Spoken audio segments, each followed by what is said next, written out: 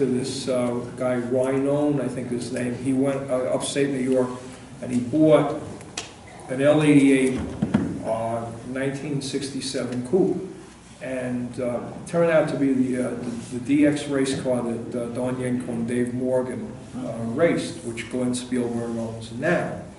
I found that car for the Princes. Well, Dave bought it, and that's how I knew about it. And I still remember in 1976 when Lycoa and Scuderia X, we had the time trials. Richie remembers all this stuff, right? Yep. And remember when Dave had that house in Farmingdale and he had all the barbecues in the backyard? Yeah. And you'd go there and you'd see the L88, and then you'd see the other maroon 435 that had a small block in it, and then he had his wrecked then he had another, a blue 67.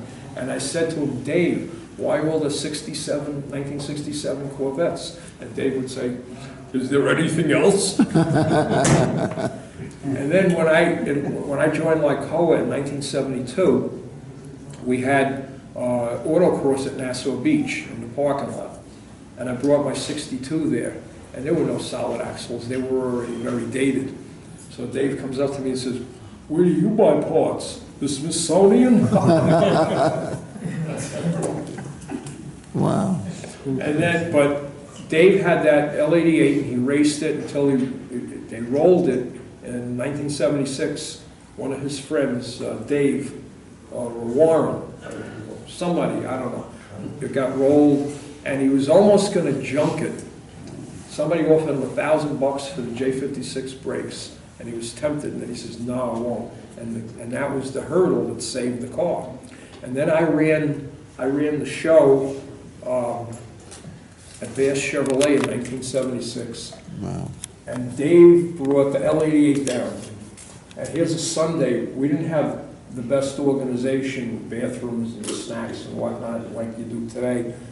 Dave took the L88 from Farmingdale down Hempstead Turnpike, down the Oyster Bay Expressway onto Sunrise Highway and into Bass.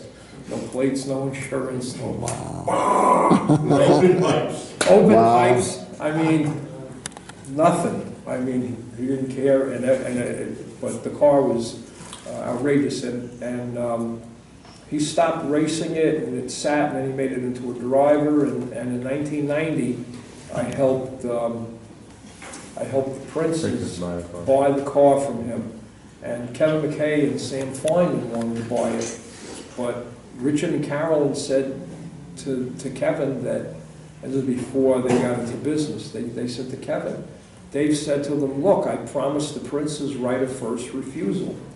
And I was telling everybody about that car in the late 80s. And they gave me a ride back from the NCRS convention in 1988. A friend of mine who came with me to the show, to the convention, had to leave early, so I didn't have a ride.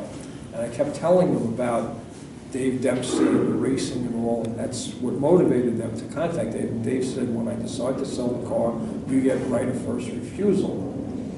And he sold it to him for $25,000. And they did all the research and the restoration. The car's worth $4 million today. Well, they sold it to Glenn. Glenn paid them $1 million in 2005.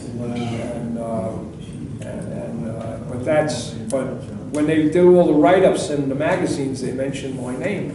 Because, see, that car was never registered. That's how you prove a real race car. It was never registered until I insured it for Dave in 1987. Up until 1987, the car never had plates on it, which meant it was on the track only. Wow. And it was white, because a lot of race cars were white because you wanted to put your graphics on the side. Number 22. Yeah. 22? 22, yeah. But the DX car is number 8 or number 9? The DX, that was the DX car, the car that Dave had. But I thought it was an 8 or 9. 8 ball, yeah, well, that's right, they changed, different races, they would change the number, but it was 8 ball when Dave sold it. Actually, Dave painted it red. I remember that car red. But Dave would have been a professional racer. He was that good if he had the backing, but it was always a hobby with him. He was definitely Mr. Competition, and Dave really he knew how to race. It was I He think, knew how to break cars, is what he knew. but see, people, everybody has skills, you know, I mean, some guy knows how to fix the plumbing, another guy knows how to do wiring. I mean, people have different skills. Dave had a good skill of knowing how to race in competition. And when you're racing competition, you're racing to win. And you can't worry about what you're gonna break. Yeah, Richie will fix it. Well, I remember that too. I remember that Hey, too. Rich, wasn't the roof line a little short? Oh, yeah. But this car, it's number 12805, and Glenn owns it today. And the Chaz car, again, that car was an L80, L30, it was 435 car. Right. L71. It was not the first L88 over the counter. The first L88 engines went to, what's his name?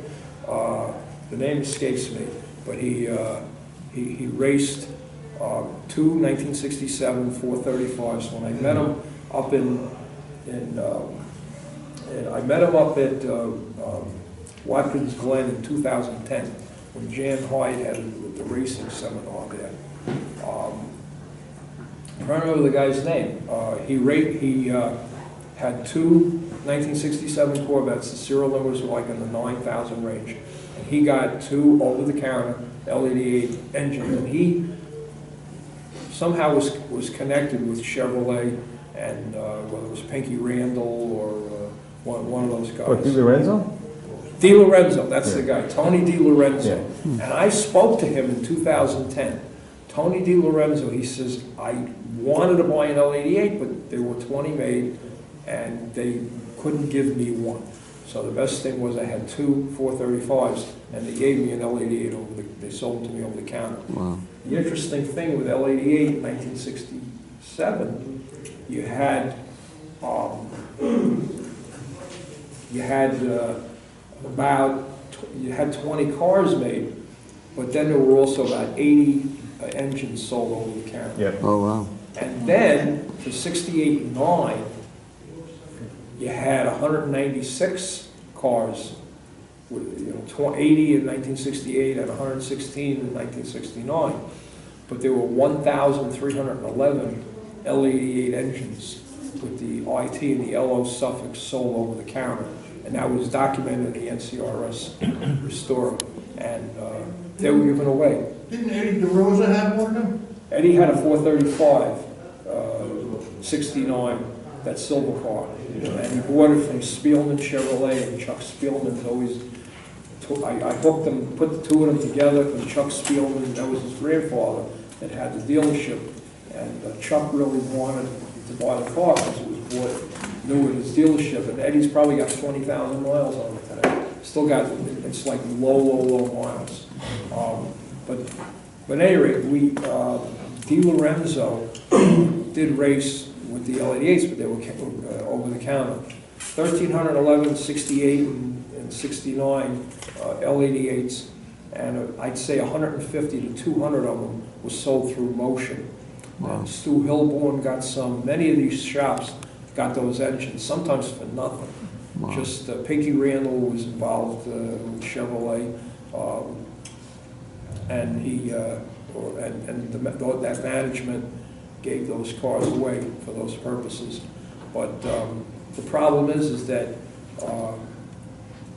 a lot of those 1,311 engines, they had the T for Tonawanda on the pad, they had the assembly date, and then like IT or LO. Mhm. So if you find one of those engines that's in a Camaro that was drag raced, you rebuild it, and you stamp your VIN derivative that you want to put in of the car you want to put it in, and bingo, you got an original engine L88. And that's why I don't want to get involved with throwing darts, but you just don't know what's out there. But We have an L80 engine in the shop right now, in the 55 Chevy. well, who knows where they, round and round they go. Who knows Yeah. where they wind up? Where they wind up, nobody knows.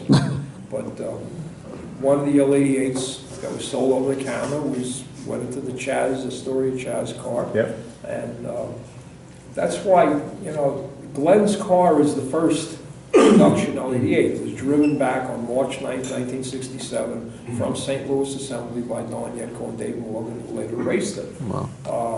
There were 19 others. One was found by Lincoln's Corvettes in, it was written up in Corvette News in 1976. That's a real one. I know But one, it didn't have the original engine, that was scrapped. you probably don't know the story. I know one for a fact that's a fake, came out of Kentucky. Well, I don't look for fakes, I'm trying to figure out where the 20 real ones are. Well, I have a but list the- of different VINs. Here's the story on this one. So there was an L88 sold in Kentucky, it raced, crashed and burned, it was in a junkyard.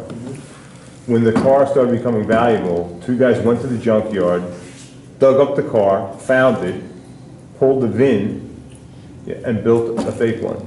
Yeah, but And, the VIN is not the key. no, but they had paperwork. They got paperwork from the dealer. So they got paperwork and the VIN, and they built a fake I've car. never seen more paperwork than Glenn's car has, and that's because the Princes made friends with the Yenko family.